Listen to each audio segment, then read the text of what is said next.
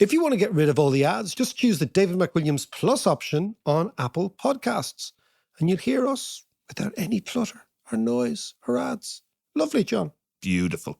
To understand the economy, you have to understand human nature. This podcast is powered by Acast.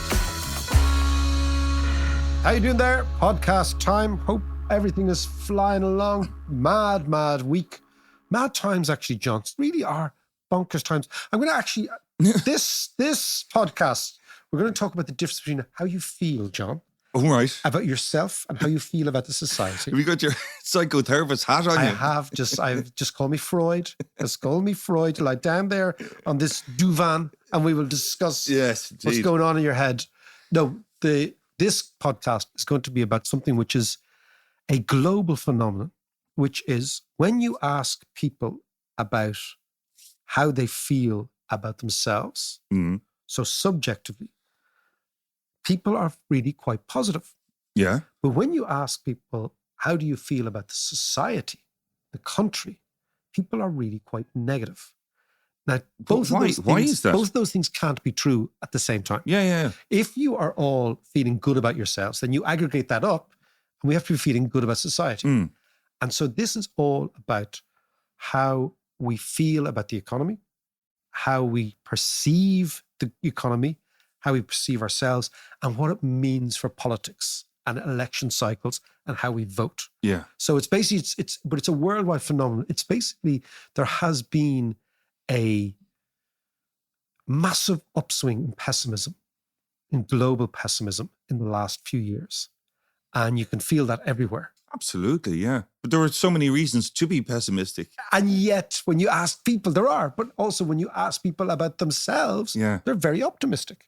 Yeah. So it's this divergence between optimism and pessimism, and why survey data and economics can actually give two very, very different results about how people feel, number one, and then what it means for politics. Of course, the most spectacular example of this is in the United States, where pessimism is completely rife. It's kind of the Americans catastrophize everything, right? But you'll actually enjoy this. That I know, because I know you like Donald Trump. Love him. And you know that woman, Marjorie, what's her name? Taylor Greene. When Donald Trump was arrested last week, she described it, now it was over Easter, as akin to Jesus being arrested. That's right, she did. And up in the Garden of Gethsemane. Yeah. Trump in the Garden of Gethsemane. Exactly. And I think she also said, this is Wednesday, Holy Wednesday. It was the day that Jesus was arrested. Trump is arrested and Nelson Mandela was arrested, which he wasn't, of course. I love that. So Jesus and Nelson Mandela and your mate, Donald Trump, all together, right? But Donald Trump feeds on pessimism. He's the master. He feeds on pessimism. So we're going to talk about that, because I think it's a fascinating subject, and something that is driven by technology and evolution and history and the way our brain works and all that sort of good stuff. Okay, that's going to be good. But before we get there, I just have a question for you. Go. That's been rattling around my head all week. And that is Saudis. We're going complete side here. This is typical John. Where are we going? Where are you taking me? Where are you taking me on this journey? Saudi Arabia have cut oil production. Yes, I saw that. Therefore, the price of oil is going to go up at a time when we're battling inflation. Like, we've been doing okay on inflation. It's beginning to come down. But is this going to pump inflation back up? And what do you think that means? Well, it's an interesting thing. It's, like what the last 2 years since the end of the pandemic. Do you remember we did a podcast when oil prices were at zero? Yeah. About 3 years ago. Yeah. Oil prices went to zero. That's right, yeah. Since the beginning of the pandemic, which is, again, something we kind of forget. We actually had a pandemic in the last couple of years, right? There has been this intriguing and perplexing idea. Saudi Arabia seems to be now increasingly operating in its own sphere. So in the past, it was very much an American puppet state. Now the Saudi Arabians are not that, and it's evidenced by this idea of cozying up to Iran, close to China, much more all emboldened. that sort of stuff. They are much, much more emboldened. They're more independent. They're more sovereign. And what they want to do is, as the swing producer in OPEC, their ability to amplify price movements with just very modest quantity supply constraints is phenomenal, right? That's what they do. And what they don't want is they don't want to see oil prices fall below certain levels, simply because if you think about what Saudi Arabia is trying to do, Saudi Arabia is trying, believe it or not, to, under MBS, right? So park the fact that he is a murderer and he instructed the murder of Khashoggi, right? What he is trying to do is he's trying to wean Saudi Arabia off oil, right? Which is an amazing thing. And they're trying to recreate this enormous new tourist industry in the Red Sea and all this sort of idea. So what they need now is they need lots of oil revenue now to pay for this transition that they envisage to solar and to reorientating Saudi Arabia. Now, quite how you can have Sharia law with, Terramelinos amazes me, because that's what they're trying to do. They're trying to have Sharia law and Vegas together. Good luck with that, mate. Okay? Well, I suppose they're modeling it on Sharm el-Sheikh in Egypt. Sharm el-Sheikh and the UAE, particularly Dubai. Right? And that's where they're trying to go. But to do that, you need oil revenue. So it's in their interest to keep oil prices high. Now, how that percolates to us is it means that this ongoing inflation is, because a huge amount of inflation is energy driven, is going to be difficult to get down to 2%, which is the central bank's target. Now, that means if we keep a target of 2% inflation rates, the West does, it means real interest rates will be very, very high. I think we're looking at, interest rates of 4 or 5%, maybe for the rest of the decade. Right. If this keeps going. And then that has an impact on all the investments that were taken during the pandemic and before that were all priced for interest rates at zero. See, so this is an ongoing sort of... I had my conspiracy hat on thinking always suspicious. John's actually going to do his own podcast called John Davis's Various Conspiracies, right? It's a damn good idea, actually. But that it was influenced by China and that whole drive away from the West and Saudi Arabia looking more eastward. I'm not so sure. Put the screws on America. I'm not so sure. I think that the fascinating thing about oil prices is they are demand driven, in effect, not supply driven. And by that I mean, in the long term, Saudi Arabia needs a buoyant Western economy. It also could do with a buoyant Chinese economy. But I'm not too sure that it's a conspiracy where the Chinese are pulling the strings. I think in a lot of cases, sometimes we put down to great foresight what can actually be explained by just very short-term ideas. Yeah, they just, sure. They want to keep revenues coming in. Yeah, I mean, there are kind of lots of conspiracy theories, but that's probably part of the bad news cycle and the pessimism that you've been talking about. Well, we're going to do this project is going to be called The Economics of the Amygdala. Ooh. Right? The amygdala is that very historic evolutionary part of our brain that signals the fight or flight reaction to fear and to danger and to signals is coming in. And what we're going to talk about is what I call endism. Why the world seems to be captured by endism, the end of the world, the Armageddon, the catastrophes, right? And how this is playing out in economics, in political cycles, and all that sort of stuff, right? Recently, Americans were asked if they were satisfied with America, right? And 85% of Americans said they were reasonably satisfied with their lives, right? Then they were asked if the country is going in the right direction. And only 17% of them said yes. So that's a 68% gap between subjective satisfaction and objective. So 85% of Yanks think, the world's okay. Yeah. Think about this. Only 17% think the country's okay. Now, how do you explain that? Similar things in the UK.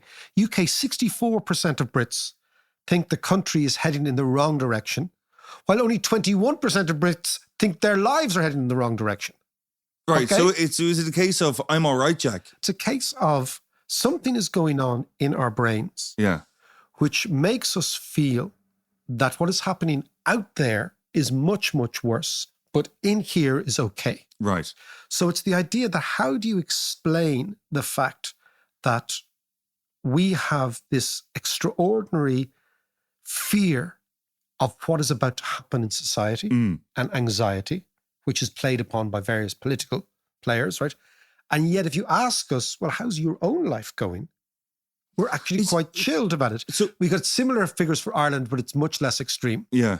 Ireland is the most optimistic country in Europe at the moment. People are the most optimistic. Really? Yeah, absolutely. Wow. Which is why if you you ask foreigners who come here, they're like, why are you guys complaining all the time? Yeah. Right? Ireland is, according to Eurofund, which is a big EU barometer, Ireland is the most optimistic country by a long, long way. And yet, in the case of Ireland, if you ask Irish people, I'm amazed are at they that. pessimistic? I know, Yeah. but I'm not at all. But Right. I'll tell you why I'm not. But if you ask people, only 7% of Irish people say they're pessimistic about the future for their own lives. Right. Yeah. But if you ask us about the country, 26% of us are pessimistic about the country, right? So there's again a huge gap, but that 26% is still the lowest in Europe. Right. We are by far and away the most optimistic people, which makes complete sense. Yeah. I mean, the economy here has been chugging along for ages. Sure. Sure. The society's open. Society's much more liberal. It's much more tolerant. It's much richer in the aggregate. So it makes sense that compared to Greeks or compared to Spaniards or compared to people who are really suffering, like a great example was today in Italy. The Italians have the lowest birth rate this year, the lowest birth rate since 1861. Wow. The Italians are not having kids. And not having kids is probably the most fundamental indicator of pessimism about the future. Yeah. And you notice that in the post-Soviet countries, that they stopped having children after the collapse of the Soviet Union because the people thought, my God, the future is so over. Yeah. Why would you bring a child in here, into this world? So, but do you think that, this difference between subjective and objective views, is that about, we can control our own lives to a certain degree, but we can't control out there, the world, all that kind of stuff? There's an element of the control in it. I think where it really comes from is evolution. Okay. Because I think that we have this bizarre situation, humanity, that we are still an animal that is informed by many hundreds of thousands of years of evolution. And let's say we've been knocking around here, kind of out of Africa, I think people say about 300,000 years ago. Right, yeah. And we've only been settled for about 5,000, but let's say about 7,000 or 8,000 years, right? So if you imagine, of that 300,000 years, 95% of our existence has been as an animal in a nomadic tribe. Yeah. When we were both predator and prey. Yeah. But we were prey. We were attacked by other things. And our chances of surviving were quite slim, right? So by the time we settled down, we acquired this extraordinary evolutionary mechanisms in order to heighten our sensitivities to danger, because you could be killed at any minute. And the little part of our brain is called the amygdala.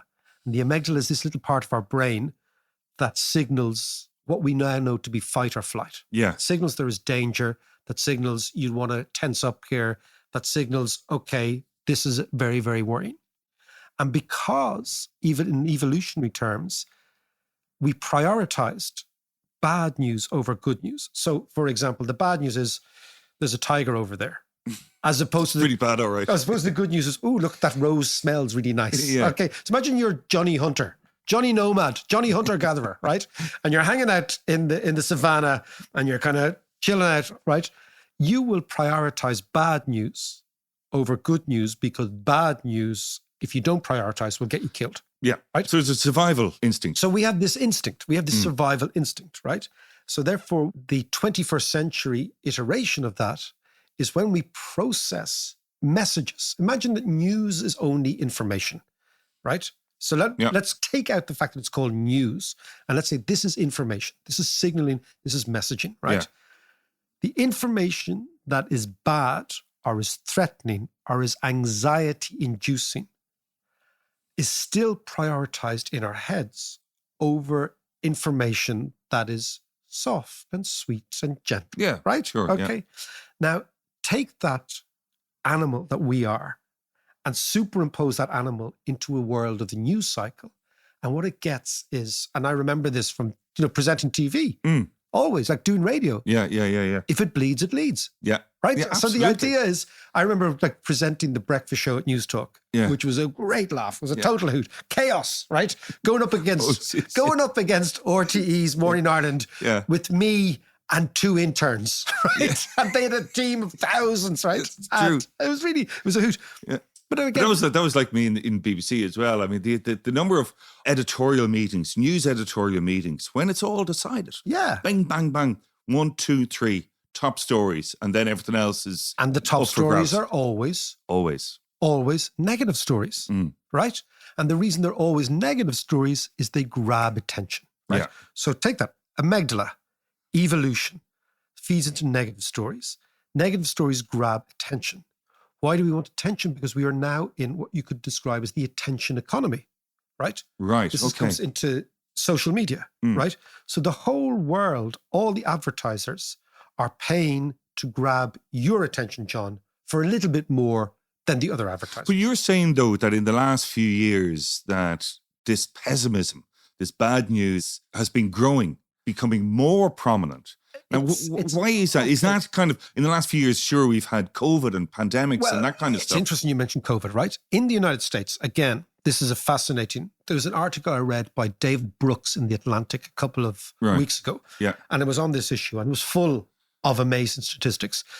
COVID coverage globally was 51% negative. So 51% of the stories about COVID were negative. They were about threats, they were about sickness, they were about deaths, they were about contracting the disease and the implications of that. Yeah. So that's half of the stories about. The other half were, we've got a vaccine, it's not as bad as you think, if you do this right. They're good stories, right? Yeah. Relative, right? That's in the world, okay? Yeah. In the United States, 87% of all stories about COVID were negative. So in the United States, almost double the ratio of negative stories, right? Why is that? That this comes back to the American obsession with advertising, right? Right. This is the amygdala idea, right? Yeah. That the Americans want to trigger people's attention. So what they do is they put out those stories that they know are going to actually get people to freak out. It's kind of clickbait, but it's clickbait that actually changes our worldview. So if you're absorbing all these negative stories all the time, of course you're going to feel out there is fucking shit. Yes. My God, there's a big monster, right? Out there, because this is what you're taking in all the time. So what you have, I mean, imagine a world where there's just one newspaper, right? And your engagement with that newspaper is once a day after your dinner. Yeah. Like I have memories of my Owlad reading the Evening Herald after dinner. Yes. Right? Sitting in the corner reading the Herald. Right? That was his one engagement with the news in the late 1980s. Yeah. Right? Yeah. That was it. Right? Me, at his age, has got this thing in my pocket, which is full of messages. Well, I was going to say that, like in the last few years, coupled with all the other stuff that's going on, we are at the mercy of our phones. Exactly. And all social media. Social media is kind of like, super turbocharged the news cycle. So we always had the news cycle. When you were presenting News Talk Breakfast and I was in BBC World Service, there was a news cycle and there was, it was 24 hours and it was all that. Now it's by the minute. It's because we're into this world of the attention economy. Yes. So actually, if you think about Google and Facebook and all these companies, what actually gives them their revenue is advertising. And what gives them their advertising is a little space in our attention span. So therefore, they're trying to think, the newspapers and the media cycle is trying to think, how do I get clicks? And how I get clicks is by being negative. And how this then translates is a profound difference between what people think about their own lives and what people think about the world outside their own four walls. This leads to extraordinary pessimism. And into this pessimism feeds all sorts of political characters and creatures who can gain out of pessimism. Now, this is not a new phenomenon, but it's just an amplified phenomenon. Like in 1892, John, there was a book, one of the biggest selling books, one of the biggest selling books of the late 19th century was a book by a German fellow called Max Nordau. Yeah. And was called Degeneration. and it was translated into many, many languages. And it was about degeneration, how the world is degenerate and the world is going to go to hell. And created a movement which you could probably call endism. God, that's pessimism. Yeah. And it was created a book called Endism. And endism is like people who believe that the world was about to end. Right, yeah, But yeah. not the world, but everything was about to end. And they're like Eeyore, they're like apocalyptically programmed, right? Yeah. Now, of course, we know that sex sells, but so too does danger. And what historically humans have always been interested in is dangerous things. Why do you think we have this concept called rubbernecking in motorways? Yeah. People want to see bad things. But It's weird. Yeah, I know. And it's And interesting. they hear bad things. But it's interesting that Facebook, when they used their machine learning to analyze messages and all that kind of stuff, they found that posts that angered people fueled more engagement than posts that pleased them. So any time they used anger emojis, it amplified the engagement. So the news spread so much faster and so much quicker around the world. And of course, that was more the clickbait. So they whip people into a frenzy. Well, absolutely. If A, it whips people into frenzy, and B, what's also very interesting is when you look at the data and you see who is getting into a frenzy. Yeah. Right? So who is pessimistic? Is it very poor people that have reason to be pessimistic? Are they the people leading this charge for degeneration, for endism, for pessimism? No. What you find in the United States, because they have the data, it's typically reasonably well-educated white men, right? Okay. And middle-aged. Yeah. People who watch your man Tucker Carlson. Yes. Right? Yes. Yeah. And when you actually look at who's actually watching that, it's not poor people. Yeah. It's actually reasonably well-off people who are watching, who have the time to watch this stuff. I mean, it takes time to watch the news, right? Yeah. There's a time to do this. So what you're getting, and this has come back to our friend Trump and Brexit and all those things, or we talked a couple of weeks about Netanyahu or Erdogan and Turkey or whoever you want to take, it's even the Moscow elite in Putinism, right? What you have is that A, pessimism sells. B, we are being mugged by our amygdala, which is elevating danger because it's programmed to do so, even though that danger is gone by and large, because we are no longer prey, right? We are much more predators at this stage. The news cycle amplifies it, and a certain type of individual becomes obsessed by it, and they spread the pessimism.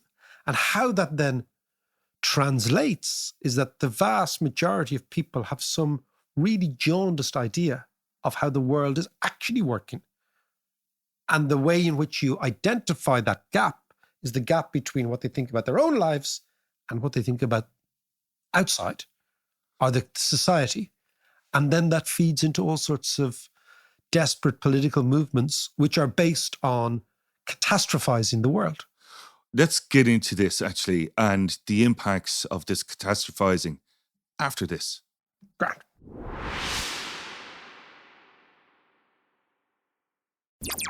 So, Mike, you're saying that there's a massive gap between the kind of objective view of the world and the subjective view of the world. And there is a rise in pessimism. Yes. The old negative news cycle. This obviously has a major impact on economics and politics. Huge. Absolutely huge. So what is the impact? Can you explain that out? The thing is that because it's not new, right? Yeah. Pessimism and the... Well, the end of the world is nigh, has always been around. Yeah. And so we mentioned Max Nordau earlier on.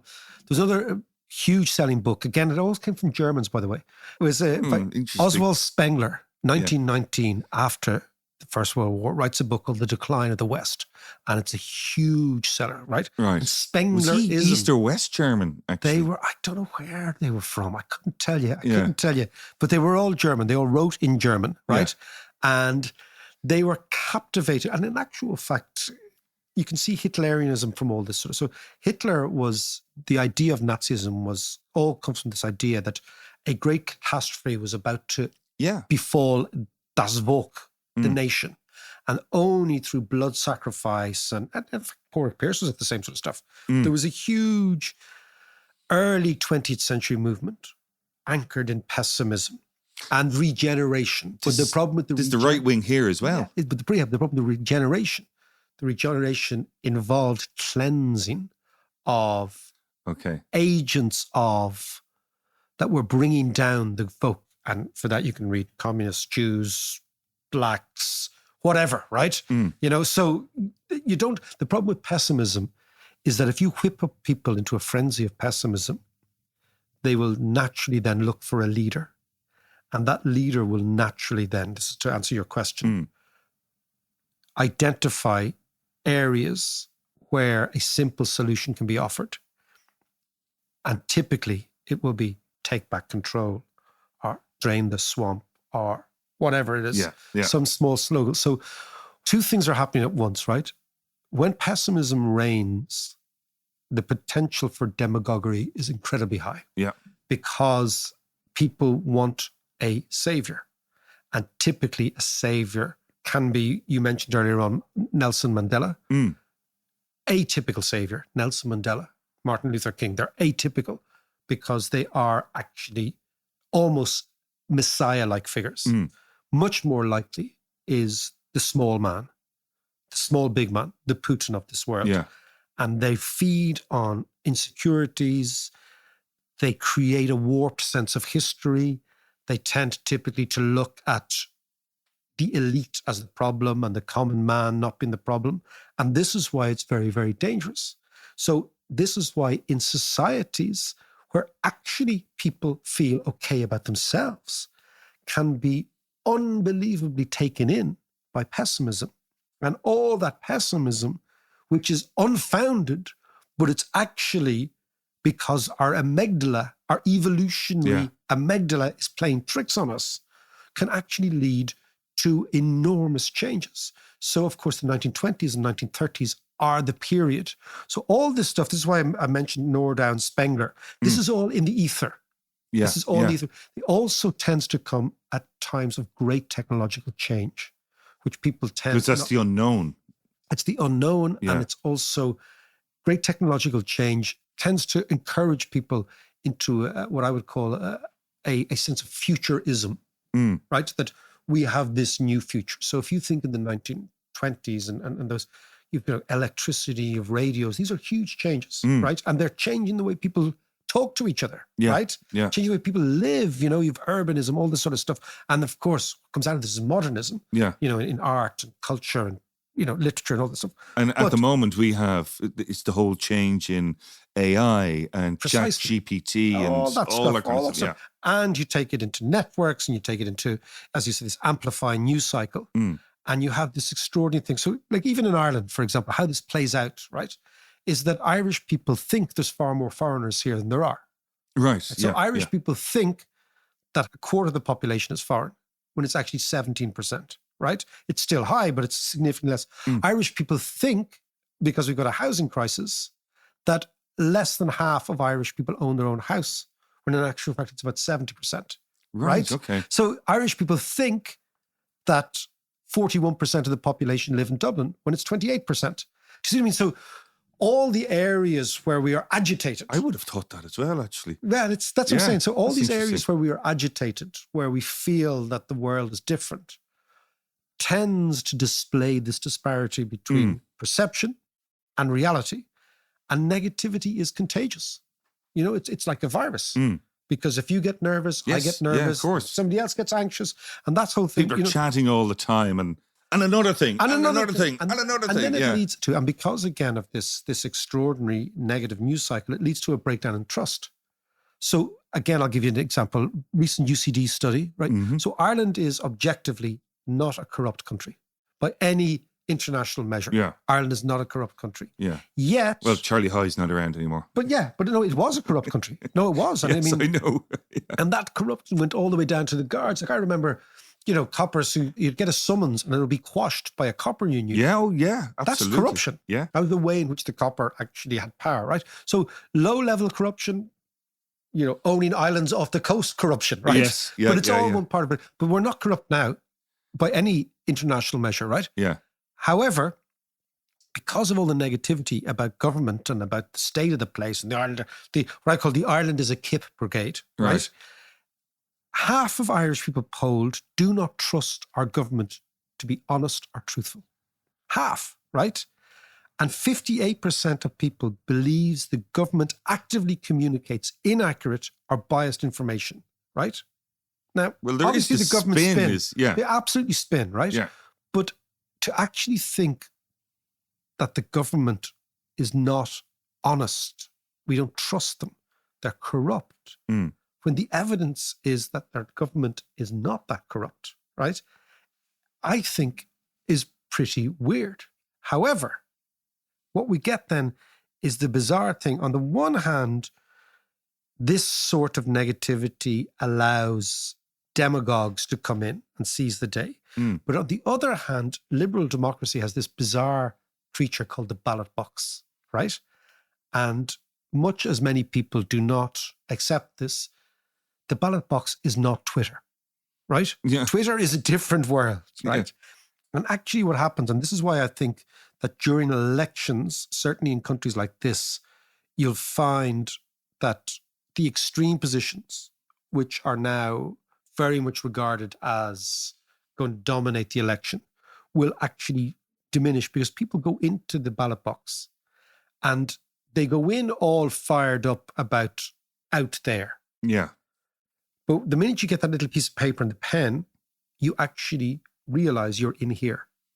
And people vote about their own situations. But Twitter is when you talk about the extremes on either side, they're always the loudest voices and therefore influence, and they fire people up. They do fire people up. So, but I mean, what I'm saying is the right and the left have learned to their detriment that the electorate are not Twitter. Yeah. The vast majority of ordinary Joes have their own opinions. They're really well figured out and they're grounded. Yeah. And when they go into election mode, what tends to happen is, yes, you might be concerned about things happening out there, but you actually begin to think, okay, well, how are things doing in here? Mm. And what happens is that gap between negativity and positivity, what I've called objective negativity and subjective positivity, narrows dramatically in our type of system. However, in a presidential system where it's a fight between two people, like the American system or the French system, yeah, and the president has enormous powers, so it's like a beauty contest, those negative ideas become amplified. So because our system is pure, right, it's local based, it's choice based, you got all this sort of thing, we tend to vote much, much more, not even conservatively, but much more as a reflection of how we feel about the world. Right. In the United States, because it's got a presidential election, it's like a two-horse race. A lot of the noise gets, I think, amplified and fed into it, which is why people like your friend, Jesus, Donald Trump, yeah, has a chance because he feeds the negativity. The negativity feeds into them and he becomes the emblem of resentment, of distrust. I mean, nobody does resentment quite like Donald Trump. Absolutely. And what he resents is the fact that he was never, ever, despite his wealth, accepted into the New York elite. He was always regarded as beyond the pale. Yeah. And he resents, and resentment drives him. And he taps into other people's resentment. And that resentment is amplified on Twitter and all those places, and Tucker Carlson and all these things. And that's politics of the 21st century. And we've got to get our head around it.